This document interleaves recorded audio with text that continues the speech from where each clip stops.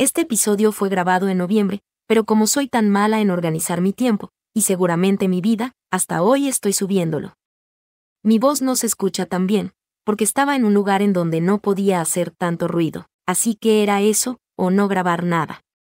Muchas gracias por toda su paciencia. No los merezco.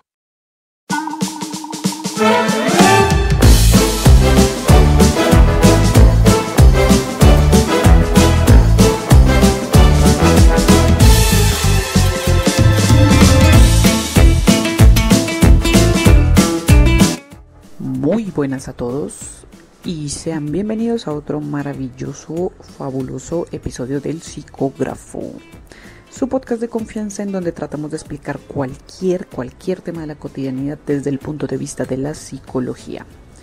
Mi nombre es Paula y como siempre voy a estar acompañándolos en este rato y como siempre les agradezco mucho por su apoyo al episodio anterior y por estar aquí conmigo el día de hoy. Recuerden que pueden encontrarme en Facebook y en Twitter como @paulasicol y en Instagram como paula.sicol. Las películas en ocasiones cumplen la función de hacernos reflexionar sobre muchas cosas de la cotidianidad y llegarnos, por supuesto, de formas no tan convencionales. Como lo vimos en el episodio anterior, no necesitamos que sea Halloween para sentir ese terror, porque hay cosas de la vida real que nos hacen sentir terror. Y resulta que hace poco vi de nuevo, porque me encantó, me fascinó, la película de La Sustancia. Todo el mundo parece estar encantado con esta película, obviamente yo incluida. Algunos están un poco asqueados por varias razones. Y si ustedes no la han visto, no se preocupen, voy a intentar no hacer demasiados spoilers, aunque pues creo que la gran mayoría de personas conocen un poco de qué trata la película. Para resumir, La Sustancia es un largometraje que trata sobre una estrella de Hollywood olvidada a través del tiempo y trata de mantenerse vigente mediante un programa de ejercicios. Entonces la sacan de este programa por ser, y cito entre comillas, muy vieja.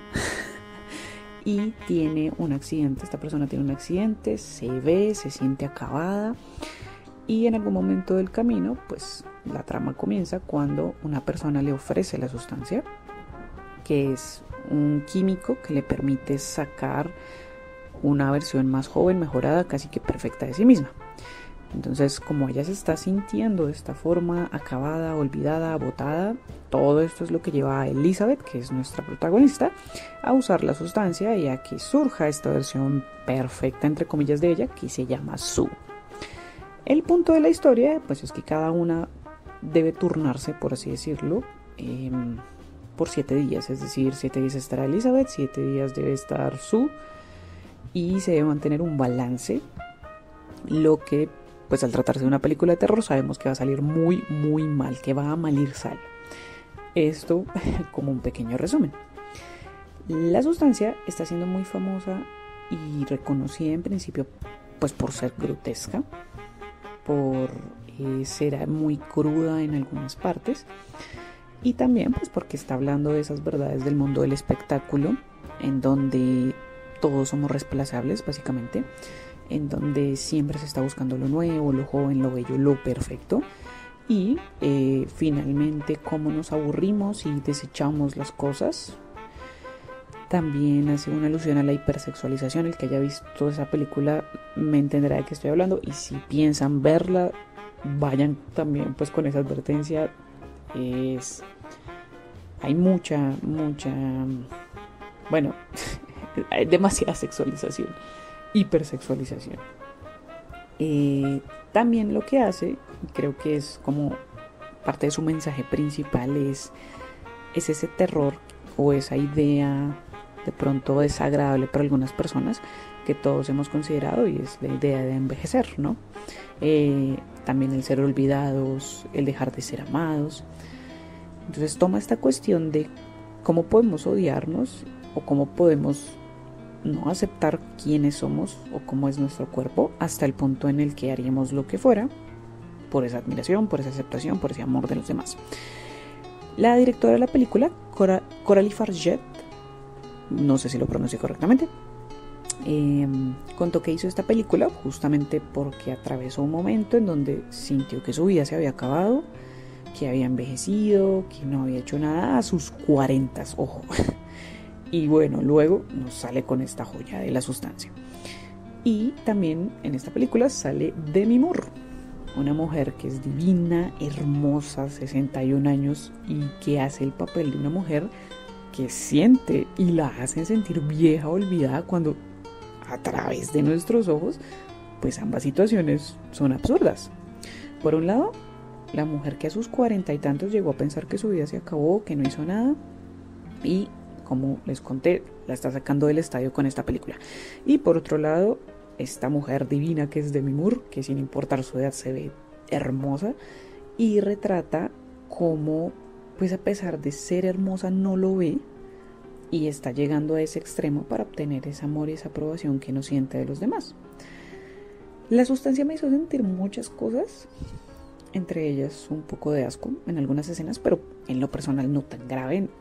Tal vez yo he visto demasiadas películas, tal vez las personas no ven tantas películas, no lo sé, pero sí me llevó a pensar entre todo en cómo nosotros ocasionalmente tenemos esa necesidad de ser aceptados, amados, y hablándolo desde la experiencia en terapia, cómo está esa palabra tan fea que es suficiente, ¿sí? El ser suficiente o el miedo a ser insuficientes, cómo nos ha dañado la cabeza.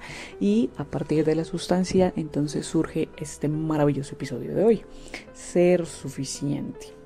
¿De dónde sale? ¿De dónde sale esa necesidad? Más que todo, este capítulo creo que va a ser como una reflexión sobre ese tema, ¿no? Porque fue lo que más me movió esta película, más me hizo sentir esta película en particular. Quiero centrarme obviamente pues en esto. Obviamente la película trata de muchas cosas, y es que hay un miedo a ser reemplazados, hay una necesidad de complacer, y a veces en esa búsqueda de suficiencia se nos olvida quiénes somos en primer lugar. Hay un temor a envejecer, y hay una ventana aterradora de cosas que estamos dispuestos a hacer para seguir en el juego, por así decirlo, para permanecer jóvenes, para que no nos descarten. Hay una frase durísima de la película que, como dicen, me hizo ruido, porque dentro de todas las cosas durísimas que pasan en esa película, y es que un personaje le dice: cada vez es más difícil sentir que eres digno de amor. Y eso me voló la cabeza, porque todos hemos pasado por ahí, todos hemos tenido un momento donde tememos no merecer lo que tenemos, o no merecer el amor de los demás, de no celebrar los logros que tenemos, de no ser suficientemente buenos al respecto comparado con los demás, solamente porque hay alguien mejor. Y es sorprendente la cantidad de personas que, sin importar el contexto, pues estamos sufriendo por ello. Yo diría ingenuamente que hay una epidemia, casi que una epidemia de este sentimiento de insuficiencia, porque muchos estamos sufriendo en esa carrera por complacer. ¿A quién? No sé, pero sufrimos por complacer a los demás. Algo que pasa también, y es algo chistoso, es que en algunos casos no hay gente, no hay alguien, como pasa en La Sustancia, que nos está exigiendo, que nos está devorando, despedazando, pidiendo por nosotros o buscando algo, y que pues implicaría que si no somos, si no damos la talla, pues vamos a terminar por ser reemplazados. A veces eso no pasa en la vida, a veces no hay alguien que le esté diciendo a uno mismo ese tipo de cosas, a veces somos nosotros mismos diciéndonos ese tipo de cosas. En terapia pasa algo curioso, y es que cuando alguien te dice: estoy teniendo dificultades porque siento que la gente no me quiere, creo que mi pareja me va a dejar, creo que mi jefe me va a sacar porque no hago un buen trabajo, y uno pregunta: ¿quién te está diciendo esas cosas? Y en muchos casos la respuesta suele ser nadie, y ese nadie suele hacer ese daño significativo, porque es como esa acumulación de todos esos pensamientos, de todas esas inseguridades que nos terminan estallando en la cara. Entonces, si quieren, así como yo, pueden ver algo de La Sustancia en eso. Seguramente lo van a encontrar, ¿no? Como Tal vez estamos hablando de un personaje que era muy inseguro, que tiene una autoestima baja, no lo sé, tal vez. Una persona que se odia tanto a sí misma que no puede ver su talento y su belleza y que necesita desesperadamente una versión perfecta, que tampoco es que sea tan perfecta, necesita una versión perfecta para estar con ella misma y disfrutar de las cosas que la rodean, de su talento, de su persona. Y lo peor de todo es que seguimos hablando de Demi Moore, una persona que es hermosa, que es inteligente, hablándolo en general del personaje y de la actriz. Entonces, como he escuchado muchas veces, tanto en podcasts, en artículos que he leído, si ella en este caso es la persona que está vieja y acabada, ella, ¿qué nos queda a nosotros entonces? Nuevamente, esta mujer es divina. ¿Cuántas veces no nos ha pasado que podemos ver la belleza, el talento de alguien más, lo podemos admirar, pero por alguna razón esa persona no lo puede hacer, no puede verse a sí misma? Y siento que pues obviamente esto pasa también acá. Todos podemos ver quién es esta mujer, pero parece que ella no, y parece que por eso necesita arriesgarse con la sustancia y asegurarse de seguir siendo suficiente, de ser buena para ser digna de amor y de admiración. Otra vez, ¿cuántas veces no hemos estado ahí, no solo viéndolo en otros, con personas que decimos, oiga, usted es un duro, usted ha hecho tantas cosas en esta vida, y esta persona por alguna razón no lo puede ver, o también lo sabe y no lo logra creerse? Entonces, creo que también hay otra parte, y creo que es la peor también, y es cuando nos pasa a nosotros, cuando lo vivimos y tal vez no somos conscientes o no lo sabemos, o bueno, lo sabemos, pero no sabemos qué hacer. ¿Cuántas veces, pregúntense, no nos hacen un cumplido y tendemos a sentir que es por lástima, a pensar que es por lástima, que quieren ser amables, como que no nos la creemos? O cuántas veces logramos algo, pero por alguna razón estamos viendo a alguien más y sentimos que pues esa victoria en comparación pues no es gran cosa. O también cuántas veces pues no nos sentimos estancados, no nos sentimos desafortunados o insensibles, o también damos por hecho que todo se terminó, que todo termina ahí, y que detrás de nosotros hay un grupo de amigos, de familiares que están orgullosos, que están pendientes de lo que hacemos y nos dicen, oye, qué chévere lo que haces, oye, disfruta de tus logros, qué orgullosos nos sentimos, pero para nosotros es algo normal, como que no es mucho, como que, bueno, sí, muchas gracias. Y pues en este caso quedaría la pregunta de ¿qué es lo que estamos esperando? Y es una pregunta que le hago a veces a la gente. Se sienten insuficientes, se sienten que son malos en lo que hacen, y que hacen y hacen, pero no la logran, no lo tienen. Y no sé, es como entonces, ¿qué es lo que quieres? ¿Qué necesitas que te diga para que, o qué tiene que pasar para que te creas de verdad que eres valioso, que eres amado, que no estás perdiendo el tiempo, que no eres una carga, que eres hermoso por dentro y por fuera? Y aunque hay gente que la tiene clara y dice, yo necesito que cierta persona me diga esto, yo necesito llegar a esto, muchos nos damos cuenta que en realidad no tenemos ni idea de lo que estamos esperando. No sabemos qué necesitamos, de que no sabemos contra quién estamos compitiendo, o de que en realidad no hay algo que nos deje satisfechos. Y es justo por eso que la palabra suficiente es tan absurda en este punto, porque cuando lo pensamos en realidad jamás vamos a ser suficientes. En la película pasa algo parecido cuando hacen esta comparación con el mundo del espectáculo y de cómo siempre están buscando a la próxima estrella, a la próxima Elizabeth Sparkle, una más bonita, una más joven, una más perfecta, una más sonriente, y como siempre se compara, siempre se busca el reemplazo y nunca hay algo definitivo. Y es eso, es que nada es suficiente, jamás vamos a ser suficientes, y esa es la realidad de la vida. Y es duro escucharlo hoy, porque buscar la suficiencia o buscar la perfección, pues como que va a ser una carrera de nunca acabar. Y va a ser una presión constante y una comparación infinita con cuánta persona se nos atraviese. Entonces es un juego donde siempre voy a salir perdiendo, porque no importa qué tanto haga, qué tan buena sea, o que tan bueno sea, no solo no voy a estar satisfecho, sino que además esos errores que cometa en el camino van a ser mucho más grandes que cualquier otra cosa que he hecho en comparación. Nada va a funcionar porque nada nunca va a ser suficiente. Yo digo algo absurdo en terapia, que en parte fue algo que alguna vez me dije a mí misma, y es que aunque yo sea la presidenta del mundo y acabe con el hambre y gane un salario maravilloso, siempre, siempre, siempre va a haber alguien que diga, pero es que tal vez pudiste haber hecho esto. Pero es que esta persona sí lo hubiera hecho mejor o lo hubiera hecho diferente. Pero es que. Hace unos meses, me acuerdo mucho, Pictoline, que es una página que me gusta, publicó unas imágenes donde hacía una reflexión sobre cómo siempre estamos buscando hacer algo increíblemente bueno, deslumbrante, maravilloso, y nos pregunta, ¿qué pasaría si no tuviéramos la presión de hacer algo? ¿No seríamos como más felices? ¿No estaría uno como más tranquilo?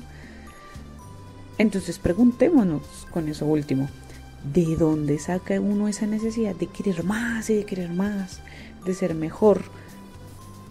Pues, en principio, pensándolo, yo le apuntaría que de alguna manera tenemos esa necesidad. Nosotros los humanos formamos relaciones intraespecíficas, es decir, relaciones que tenemos entre los miembros de nuestra misma especie. Y una de estas relaciones es la competencia, en donde dos o más individuos competimos por un recurso limitado. Por ejemplo, cuando leones y hienas, sé que son diferentes especies, pero tengo un punto, cuando leones y hienas compiten por comida. Hay algo limitado por lo que necesito pelear.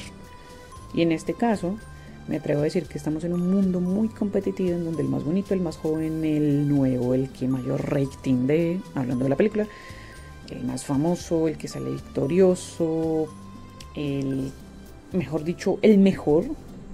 es el que gana. Si lo llevamos más allá, el que tenga más títulos, el que gane más dinero, el que tenga más carros, el que haya viajado más, y así sucesivamente es el que va ganando.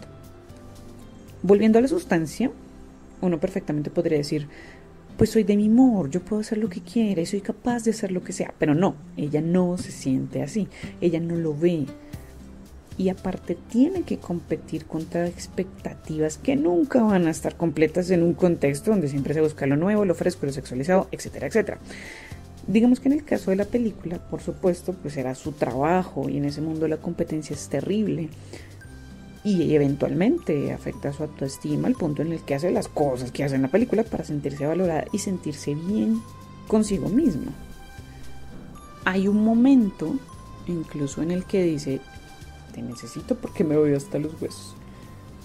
Entonces, todo esto nos permite preguntarnos, uno, ¿por qué acaba odiándose a uno mismo? Porque escuchas de gente que dice que es consciente, que ha logrado cosas geniales, pero para ellos es otra cosa más en el camino y ya.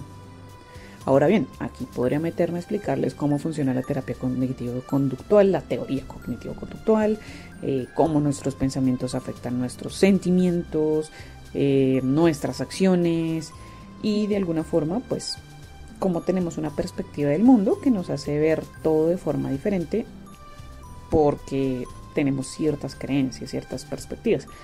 No es lo mismo alguien que pierde un examen y dice, yo soy lo peor, yo soy la persona más impedida, esto no me sorprende, y lo comparamos con el que dice, bueno, yo perdí porque tal vez no estudié lo suficiente, pero soy capaz de hacer cualquier otra cosa si me lo propongo. ¿A qué voy? A que dos personas en una misma situación pueden tener pensamientos, sentimientos, conductas diferentes. ¿En qué tengo que estar pensando entonces?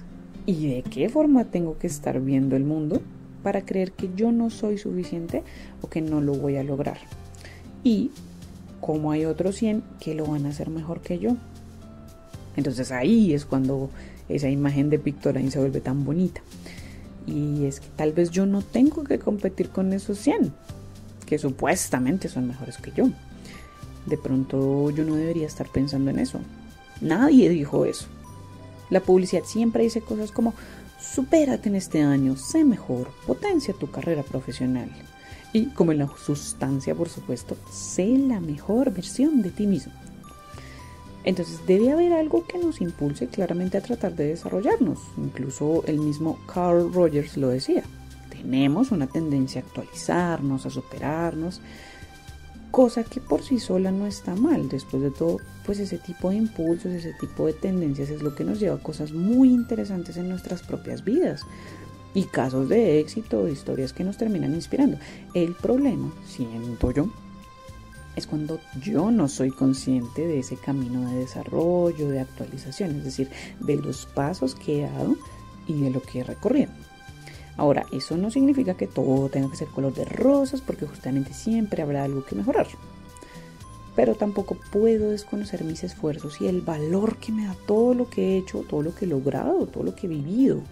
Van a haber errores, van a haber cosas desafortunadas, pero ni siquiera eso me define a mí.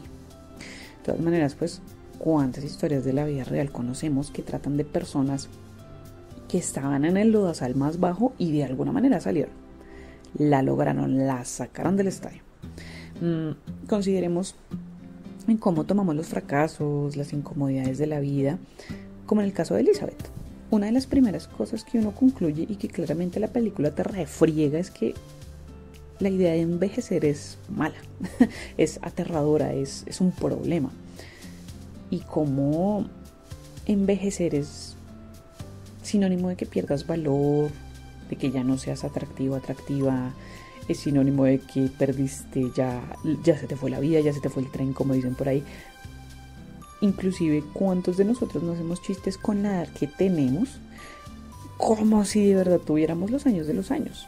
¿Sí? ¿Quién nos dijo todas esas cosas? ¿En qué momento nos empezamos a creer la idea de que tener más de 20 y tantos ya era haber llegado al final de la vida? Es más, de 30 y tantos, de 40 y tantos, ¿quién dijo todas esas cosas? Póngale la cifra que quieran. Realmente, ¿quién dijo esas cosas? Envejecer, en el sentido propio de la palabra, al igual que crecer, no es cómodo. Tiene cambios que no son agradables y a veces acaba por generar nostalgia, por pensar que todo tiempo pasado fue mejor, pero pues es la vida siguiendo su curso. E ir en contra de lo natural, de lo inevitable, creo que también genera un malestar innecesario. No entender que yo tendré limitaciones, no aceptar que es algo natural, que todos pasamos, y si no, vamos a pasar por ahí. Eso es el problema más grande. Porque pues resulta que yo no soy esas limitaciones, al contrario, yo soy todo ese recorrido y ese camino y esos desafíos que yo atravesé. Y es como si estuviéramos viendo lo que no se tiene en lugar de lo que se tiene y de lo que se consiguió.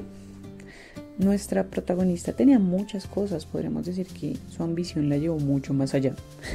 Para los que la vieron entienden, para los que no lo entenderán. Obviamente el contexto no ayuda, porque ¿cómo hubiera cambiado la película si de pronto ella hubiera aceptado lo que estaba pasando? De ver otras opciones, de valorar todo lo que logró, de sentirse orgullosa quién es. Igualmente, pues esto para muchos sería como conformarse o sería respuesta cliché, pero vuelvo a traer la frase de Pictolani, es ¿qué pasa si yo no tengo que hacer nada? No necesariamente tengo que ser la mejor, la más bella, la más amada, la más famosa. Y puedo hacer eso, puedo entender eso sin caer en la mediocridad, porque esa es la otra. Hay un miedo espantoso al fracaso, a no permitirse, o sea, que no haya espacio para el error, básicamente. O sea, no puedo no lograrlo, no puedo quedarme estancado, no puedo no tener ninguna ambición. Y de pronto pensar en eso nos paraliza, nos da mucho miedo, nos quedamos ahí en lo malo, en lo negativo, y lo generalizamos hasta que sentimos que somos insuficientes. Y nos tragamos el cuento entero, es decir, tampoco es no hacer nada y conformarte, y tampoco es llevarte al otro lado y hacer que nada baste. O sea, cualquier extremo es un problema. Ahora, hay casos contrarios en este espectro, y aquí me voy a desviar un poco de la sustancia y voy a dar un volantazo hacia otra perspectiva, porque creo que tengo que hablar de esto, tengo que sacarlo de mi sistema sí o sí. En estas semanas salió una noticia de una supuesta profesional de la salud que fue denunciada por ser una estafadora. Y te estoy hablando a ti, Marilyn Cote. Y es que no puedo dejar pasar el tema. Si por favor, si no saben quién es, googleenla y lean todo lo que pasó y cuéntenme su opinión, porque esta gente toca exponerla y verla como es.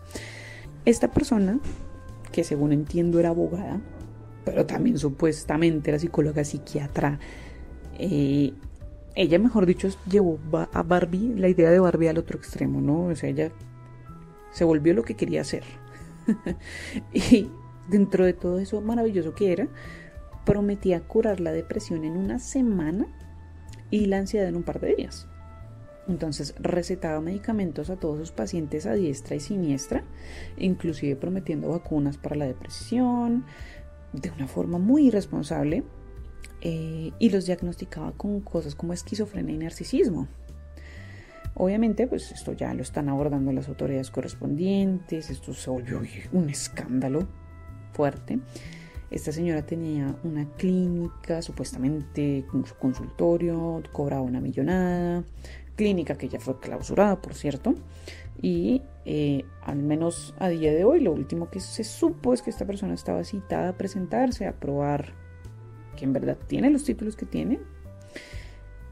Y además de todo, esta mujer, no sé si me indigna o me da lástima o me da risa, es una persona que editaba fotos de una forma espantosa, se ponía filtros en su cara que hacía que se viera mucho más delgada, mucho más blanca,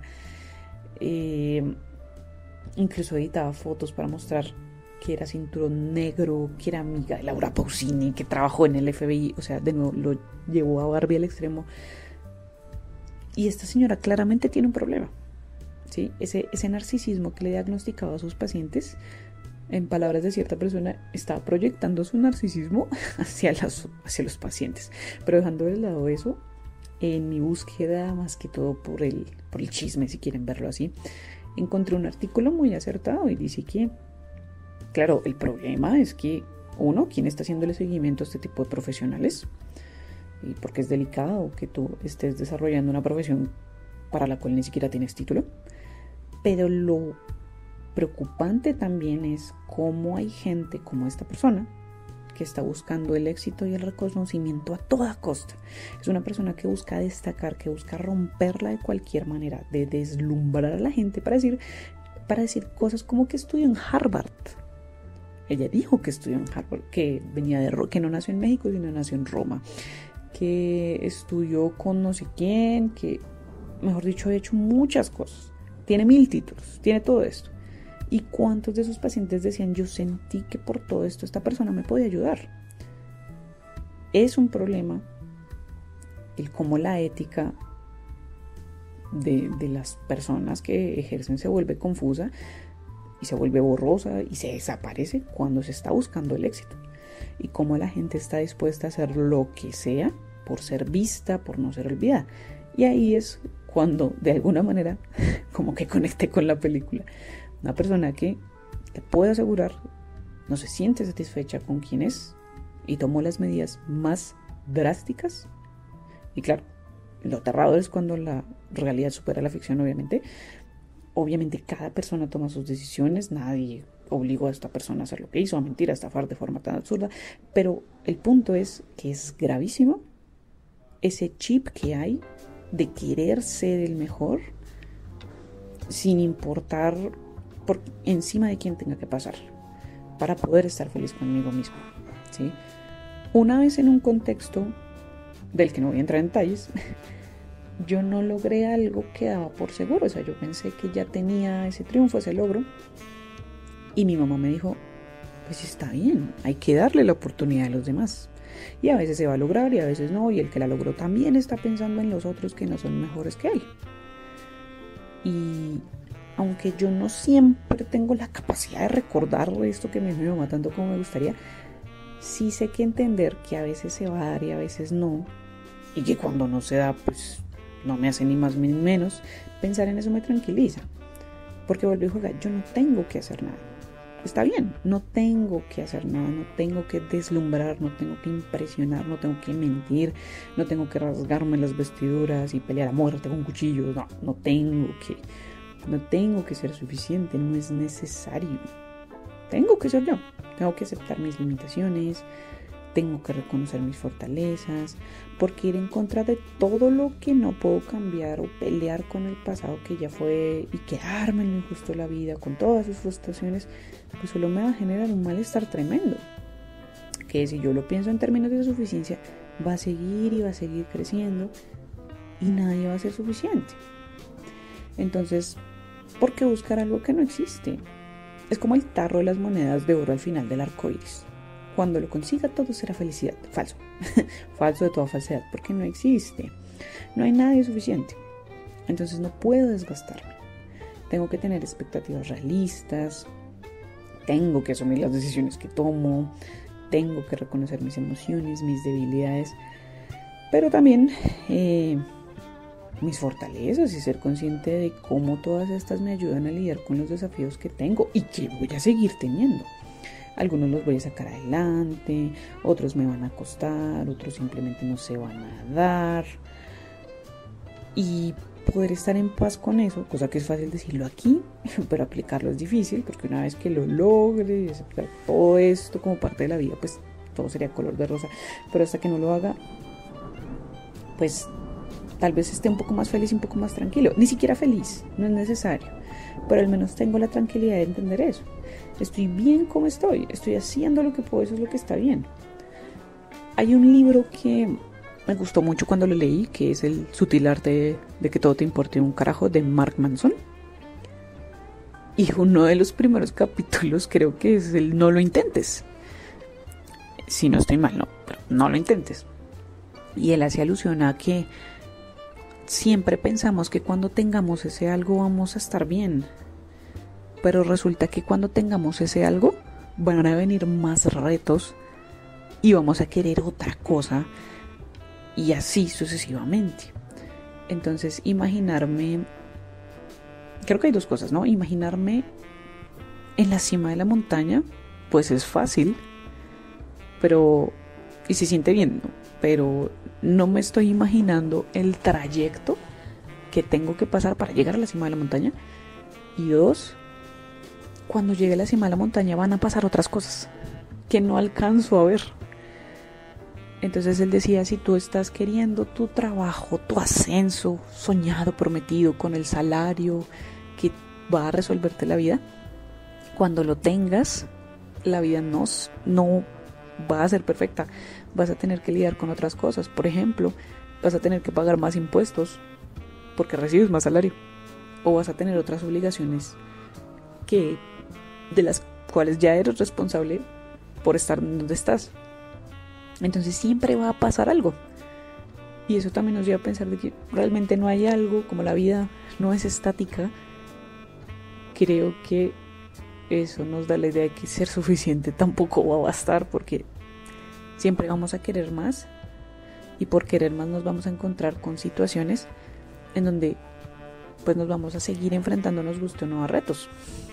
En la sustancia, esta persona claramente se enfrentó a un reto que podemos decir y podemos asumir que va a salir un poco mal, pero quiero que lo vean para los que no han visto la película y se den cuenta cómo sale mal. Y creo que es importante recordar eso. Realmente suficiente es la palabra más dañina del universo, ¿sí? Al menos aplicada a las personas. Y hoy no quiero traerles investigaciones, hoy no quiero darles datos curiosos ni nada por el estilo. No creo que sean necesarios para entender más allá de lo que estoy diciendo, que no es ni tan complicado. Yo siento que todo esto que digo como que me salió del corazón, por así decirlo. Hoy solo quiero dejar un par de cosas que sí creo que pueden ayudar. Y son, una, hay que tratarnos con un poco más bonito que ayer. Yo les contaba a mis amigos que tengo un ejercicio que pongo en práctica de vez en cuando, y es el de preguntar a las personas cómo se hablarían o cómo se retroalimentarían o qué se dirían si tuvieran que conversar sobre eso que les molesta, sobre ese error, sobre esa frustración, con una versión más joven de sí mismos. Es decir, ¿cómo le hablamos a nuestra versión de 6 o de 8 años si la tuviéramos al lado? ¿Le vamos a decir que es insuficiente? ¿O que todo lo que hace no sirve para nada? ¿O qué le vamos a decir? Entonces, primera recomendación, hay que tratarnos más bonito que ayer. Y hay que tratarnos mejor de lo que nos tratarían las otras personas. Lo segundo, creo que también es validarnos y aceptar que van a venir frustraciones y van a venir limitaciones con el tiempo. Pero eso mismo es lo que nos va a permitir explorar otros lugares y otras circunstancias en donde vamos a retarnos y aprender más. Entonces hay que permitirnos fallar y también hay que permitirnos levantarnos. Y es como lo decía Alfred en Batman Inicia, porque caemos para volvernos a levantar. Por último, me parece importante es esa validación, esa autovalidación. ¿Sí? No está mal sentirse frustrado, no está mal sentir miedo o sentir tristeza, pero lo que yo hago con eso sí es responsabilidad mía. Hay que permitirse sentir incluso lo malo y aceptarlo, validarlo en lugar de castigarlo, porque voy a poder hacer muchísimas más cosas y darle otro significado. Para algunas personas los momentos de crisis terminan volviéndose una oportunidad. Las crisis nos dicen que tal vez la herramienta que estamos usando para arreglar las cosas que nos pasan en el día a día como que ya no está sirviendo y necesito cambiarla. Y tengo que aceptar eso, pero también permitirme salir adelante, permitirme cambiar. Y cambiar para bien, ¿no?